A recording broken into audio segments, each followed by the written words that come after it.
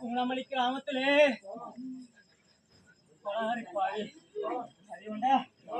கொலக்காட்டு கருப்பனையும் பொன்னர் சங்கரையும் வண்டி அலசினா என்னென்ன வேலைக்கு பட்டாச்சமத்தில் வயோமரி